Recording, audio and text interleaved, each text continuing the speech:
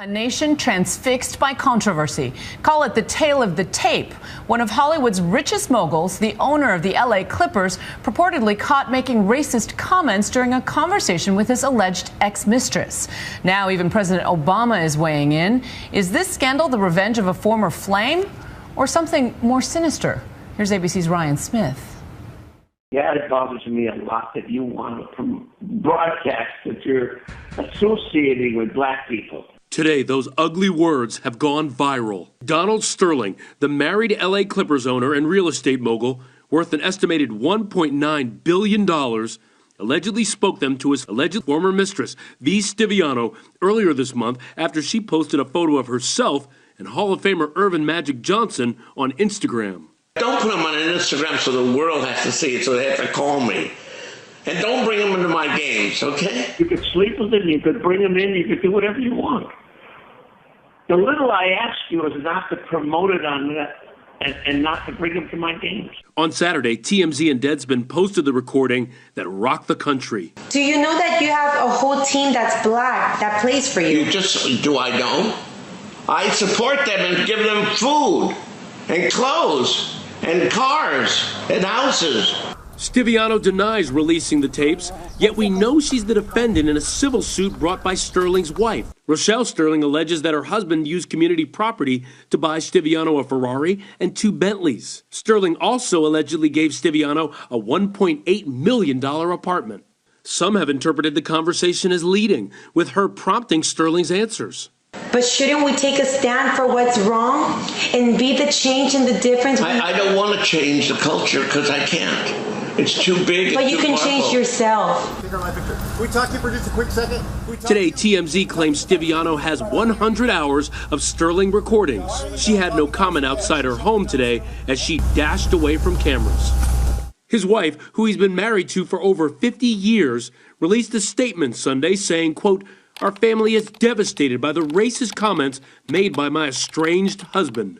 The Clippers say they haven't verified whether the recording is real, but the outrage has been swift and widespread, with 10 sponsors, including CarMax and Virgin America, today dropping their sponsorship of the Clippers.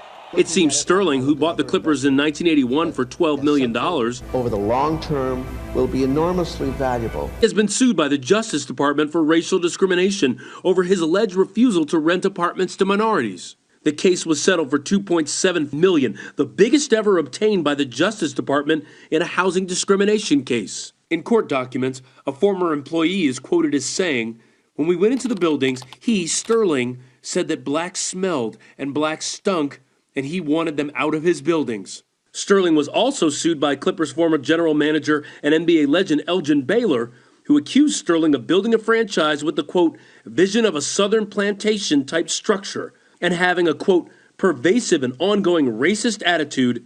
The jury ruled in Sterling's favor. Elgin Baylor a couple of years ago filed suit against him. Does this now lend credence to what Elgin Baylor said a few years ago? Yeah, I think we're looking at sort of this plantation mentality, this idea on those tapes that, I own this team, I give these guys jobs, I pay them, I give them houses, I give them cars, but I'm an owner.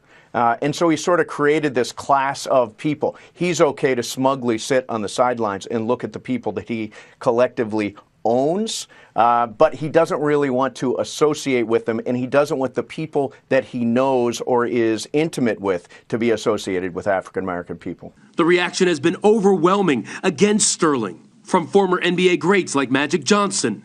He's got to give up the team. If he doesn't like African Americans, and you're in a league that's over 70% African Americans. Ding, ding.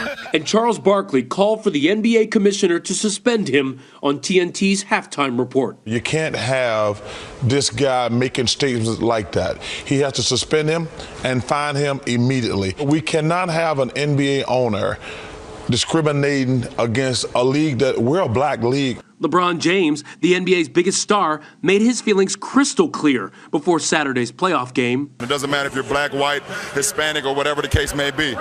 We can't have that a part of our game, and we don't want Donald Sterling's comments to overshadow what this game means to everyone, including the fans. Even President Obama weighed in. When ignorant folks want to advertise their ignorance, you don't really have to do anything, you just let them talk. As for the Clippers, a silent protest. Yesterday afternoon, players removing their warm-up jackets and wearing their shooting shirts inside out to hide the Clippers logo, also wearing black wristbands. You know, I think fans are stunned, right?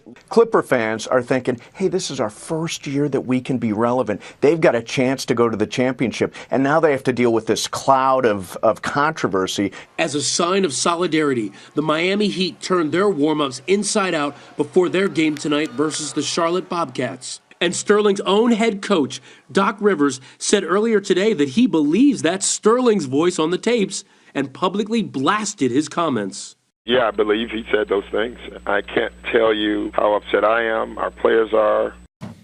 But NBA Commissioner Adam Silver said he wasn't ready to punish Sterling just yet. All members of the NBA family should be afforded due process and a fair opportunity to present their side of any controversy, which is why I'm not yet prepared to discuss any potential sanctions against Donald Sterling.